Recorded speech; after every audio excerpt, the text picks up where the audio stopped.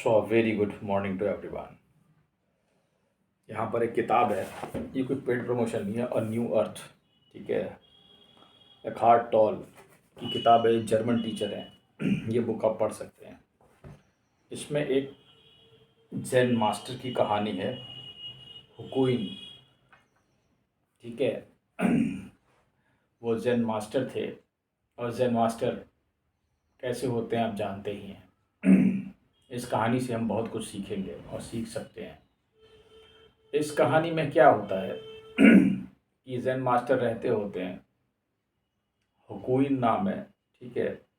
और वो उनके घर के बगल में पड़ोसी की एक टीनेज बिटिया होती है, वो प्रेग्नेंट हो जाती है। तो टीनेज बिटिया अपने मम्मी पापा पूछते हैं कि भाई किसका ये बच्चा किसका है, तो बताती है ये जैन बुद्धिस्ट, ये मॉन्क का है, इन्हीं का है, ठीक है। ये जो बुद्धिस्ट घर के बगल में रहते हैं। तो दोनों माँ बाप पहुँचते हैं उसके पास, भिक्षु जी के पास या बौद्ध जी के पास, हुकुइन के पास, और वो कहते हैं ऐसी ऐसी बात है, तुमने हमारी बेटी को मतलब प्रेग्नेंट किया और ये ऐसा किया, चिल्लाते हैं उसके ऊपर।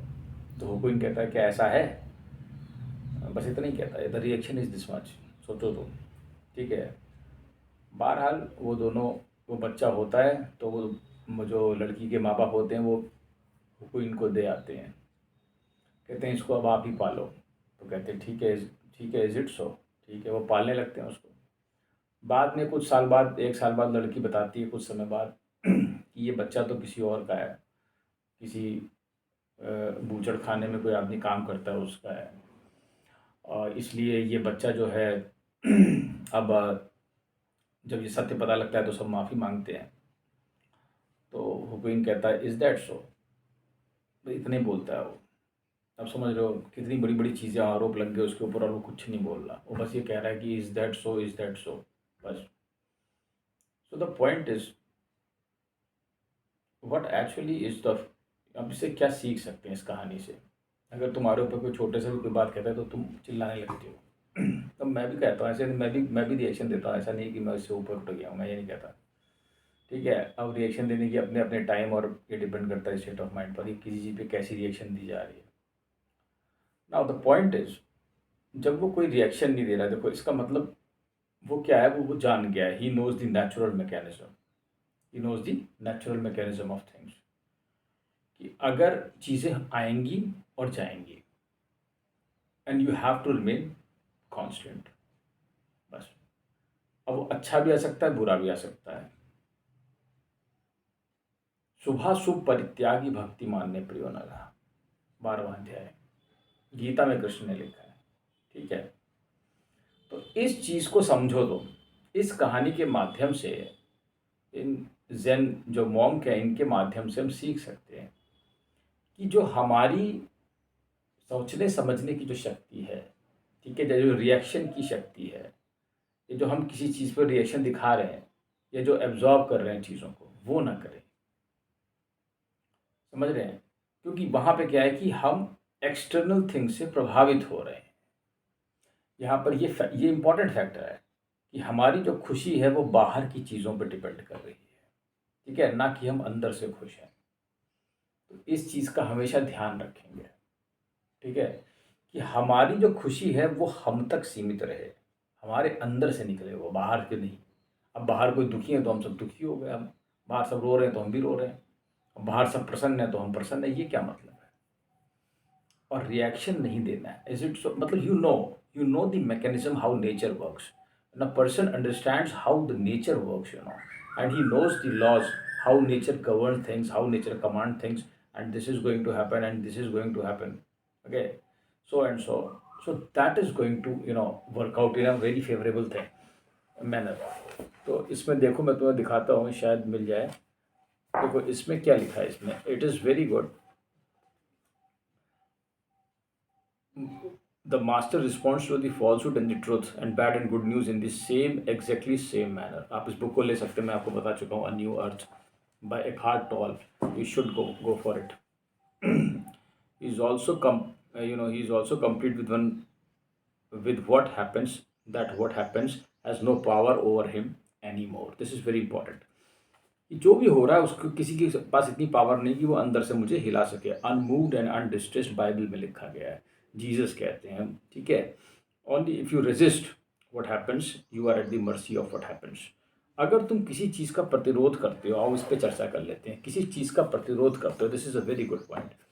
When you resist something, then there is a problem. जो चीज़ आ रही है उसे आने दो। And whenever you are going to resist a particular thing, then there is a problem. हमारा तुम इसको इमेजिन करके देखो, यू रेजिस्ट थिंग्स और उसी से आर्ग्यूमेंट बढ़ता है, उसी से पीस ऑफ माइंड डिस्टर्ब होता है। क्योंकि जो चीज़ हो रही होती है उसको हम उस तरीके से नहीं, हमारा माइंड उसको दूसरी तरीके से सोचता है कि नहीं, अगर ऐसा होता तो बेहतर होता। क्योंकि जो परसेप्शन है, जो माइंड की थिंकिंग है, वो हर एक की अलग अलग है, एक चीज़ को लेकर के एक जैसी नहीं है, नहीं तो फिर संसार बिल्कुल शांत होता है, ठीक है। So when ever you resist thing, ये भी इस कहानी से एक बहुत इंपॉर्टेंट मैसेज है कि whenever you resist things, there is a problem, there is a problem. So don't resist, let you see, first of all you wait. इसमें तो नहीं लिखा है सब, मैं जो ये अपनी तरफ से आपको बता रहा हूँ, you wait and see and watch. लेकिन इस चीज़ का क्या है, you have to practise it, you have to practice it, because if you resist whatever is coming, there is a problem. लेकिन ये अभ्यास से सीखता है आदमी, ये एक स्टेट ऑफ माइंड है, ये ऐसे नहीं, ये तो आप, मैं ऐसे तो आप समझ ही नहीं पाओगे कि मैं क्या कह रहा हूँ, ये क्या कह रहे हैं, ठीक है। Because when you understand things with time, जब आप चीज़ों को समझते हैं धीरे धीरे समय के साथ, तब आप कर पाते हैं ये चीज़। क्योंकि इस पर आपको एक्सपीरियंस चाहिए, you need experience about this, कि हाँ, जो चीज़ों को रेजिस्ट नहीं करना है, जो आ रहा है उसे आने दो, जो जा रहा है उसे जाने दो। कबीर के मकान में किसी ने आग लगा दी ऊपर से, तो फिर हवा चली, छप्पर उड़ के दूसरे के में गिर गया जिसने लगाई थी आग।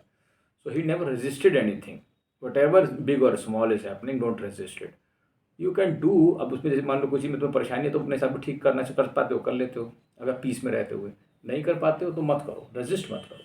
क्योंकि बिकॉज जो भेज रहा है उसे मालूम है तुम्हारे पास तुम्हें क्या बनाया है उसने, और तुम्हारे पास क्या समस्या भेजनी है। यहाँ पर एक ये भी बहुत ज़रूरी पॉइंट है, क्योंकि वो जानता है कि उसने तुम्हारे पास क्या भेजा है, तुम्हें क्या बना के भेजा है, ठीक है। वो उसी हिसाब से तुम्हारी चीज़ों को आगे आगे आगे आगे आगे आगे बनाता है। तुम्हारी परिस्थितियाँ और तुम्हारे टेस्ट उसी हिसाब से लिए जाते हैं कि तुम्हें ये आदमी बनना है। If you have to become something, तो आपकी टेस्टिंग और आपकी स्टेट ऑफ माइंड को उस हिसाब से ढाला भी जाएगा। ये भी आपके लिए समझने की ज़रूरत है। एक और चीज़ ये अच्छी कहता है, जो आगे कहता है,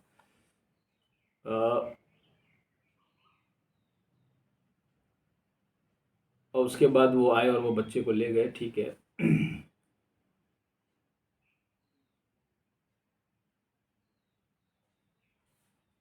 so he, but this is all what was there is.